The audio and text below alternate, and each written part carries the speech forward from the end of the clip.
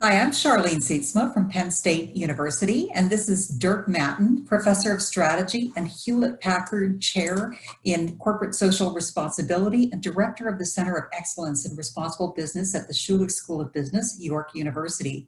Thanks very much for joining me today, Dirk. I really appreciate it.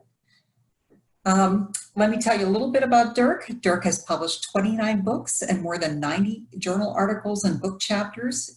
He's won several prestigious awards, including the Best Paper of the Decade Award from Academy of Management Review in 2018 for his paper with Jeremy Moon on implicit and explicit CSR. And in the same year, he was ranked number 44 on the top 100 corporate social responsibility influence leader index, the only academic on that list. So Dirk comes with a lot of really interesting experience and a great base from which to comment. So Dirk, I want to ask you a couple of questions today. First, could you talk to me about how the COVID-19 epidemic or pandemic has impacted the corporate social responsibility agenda? That we face the chance of potentially coming back to a different idea of what a firm is and what the purpose of the firm is. And in this situation, we see it with firms either doing it or not doing it, providing simple things like face masks, but also ventilators and all the tools and instruments we need to tackle this crisis. That transcends, of course, the notion of the firm, which has been very much for the last 40 years been a investment vehicle. You know, it's just shareholder value driven institution. There is a chance that this crisis will change that. Whether that will materialize, I'm not a coffee cup reader, but there is a hole, and there are tangible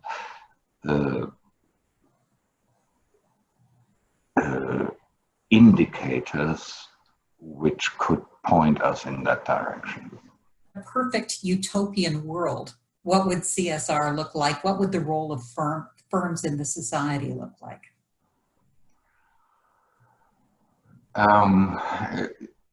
Okay, if we take it to a utopian perspective, okay, I would say that we will probably see the end of CSR because hopefully we come to a point where corporations, by their very purpose, serve social ends rather than being investor-driven entities, which then, in terms of philanthropy, or in some cases even in the way they create value, embrace social interests. But maybe, and you know, we are talking utopian here, right? So let me get wild on that, in the sense that when corporations, you know, shareholder governed private entities were set up in the 19th century, it was always about some social purpose and some social goal, some value that, and that's the beauty of business, and that's why I love to be a business professor. Business allows us to do things none of us could do by ourselves. It brings together people, minds, thinking, intellectual capital that then allows some to do something else. I think that maybe this crisis will refocus us on the social purpose of the firm, and the fact that business can do things that actually help our lives, and that is the main idea. And you are right in calling this utopian, because I'm not necessarily convinced that this will actually materialize. What can we do to actually move things along further towards business serving a social function more? I would bank very strongly on the energy that comes from this generation. Mm-hmm. The second thing, of course, is that I hope, and there's signs of this happening, for instance, with governments now taking over industries. You know, we have that in Canada, with Air Canada, that the government just doesn't give them handouts, but takes an equity stake. Right. So that, of course, changes the purpose of a firm if it is suddenly publicly governed. And we see that in other countries, in Germany and across Europe, and East Asia and so on. So we see that changing. And the third aspect I would throw here into the cauldron, since we are talking utopia, is that I have done a little bit of work over the last years on business groups, which is a phenomenon you mostly see in developing and emerging economies, who are these big, often family-governed conglomerates who are active in a society over a lot of sectors. And I was thrown into it through a little project I had to do with Ratan Tata, the chairman of Tata Industries in India, right. But they also exist in other countries. And one example, for instance, here is that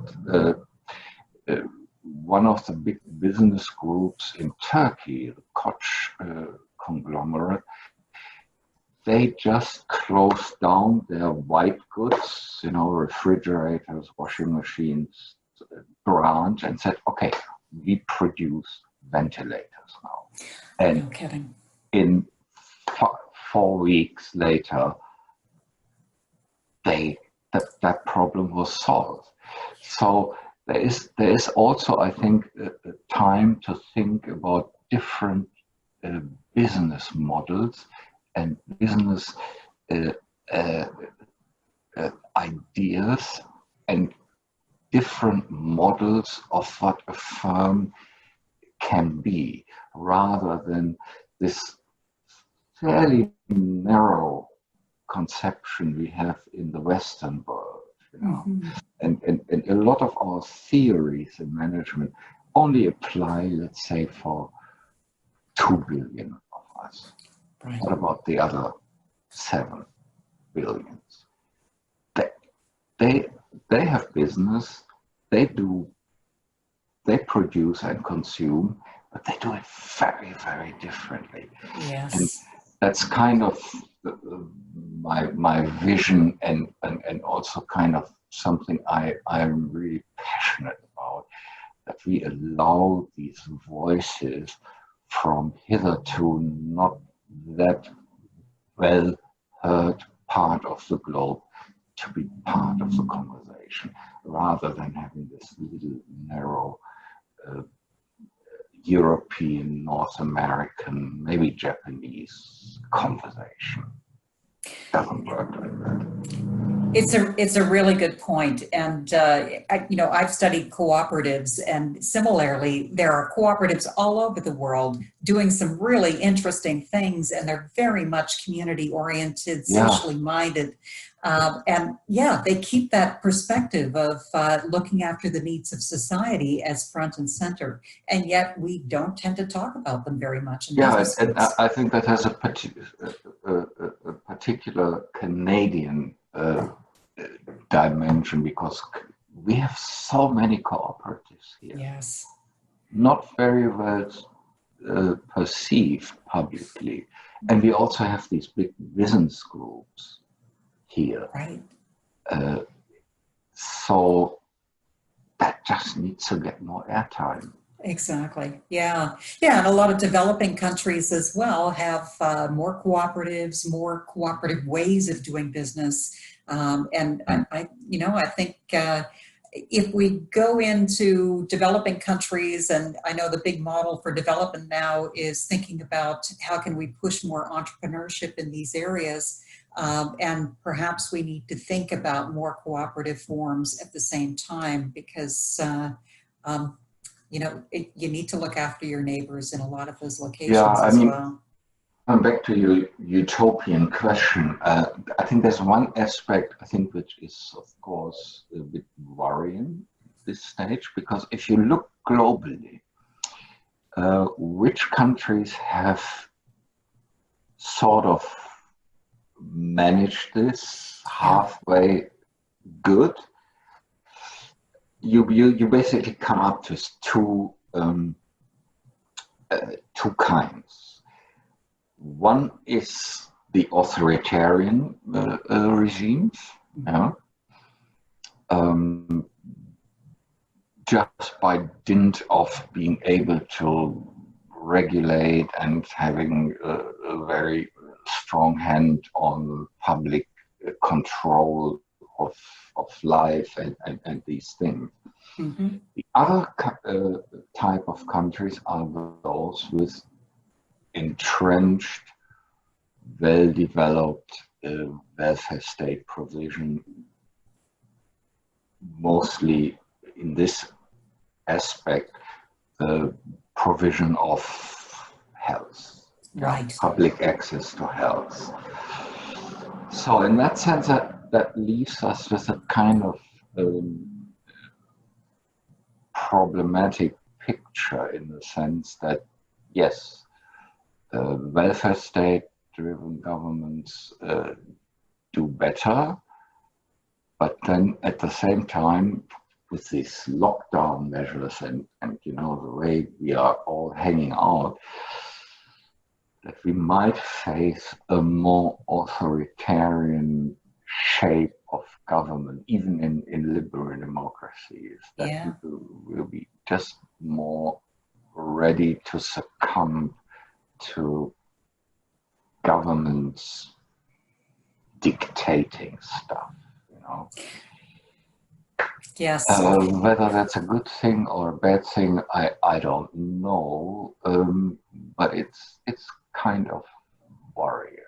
Yeah, it's interesting what you say, because then you can see capitalism as having this really, its capability was enabling growth, enabling innovation, all sorts of outward development of things. You look at socialism and authoritarianism, they have more of a communitarian or a community-based focus. Even the authoritarian has some community connection. You're right.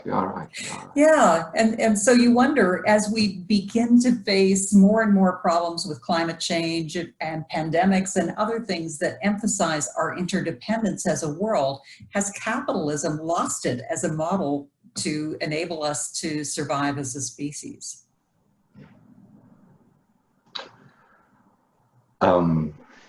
It definitely has. I think certainly the model of capitalism we have been gotten used to in the last, let's say, 40 years, since the 1980s. Yeah, that's over. I think CSR in some ways is an institutional failure of neoliberal democracy. Mm-hmm. It's interesting to study, it's fascinating, there's a lot to say about it, and you know, as it happens. But this crisis, and that comes back to your point, might lead us back to a different model of the firm, because the whole CSR world is predicated on companies that are solely focused on making profit and then keeping the proletariat happy by handouts or other things, basically. And I would rather live in a world where corporations, as their purpose, serve society. That we have to change the fundamental assumptions about what business is about. You know? Yeah. It just doesn't make sense what we are doing and what we are teaching and what is in our textbooks. It just doesn't make sense. It is not, I would say, accurate, but also it's harmful. You know, for me, the hope for the CSR agenda is really that we no longer have CSR, but that we have business who assumes its social responsibilities across the board, rather than being respondent and subservient to one particular set of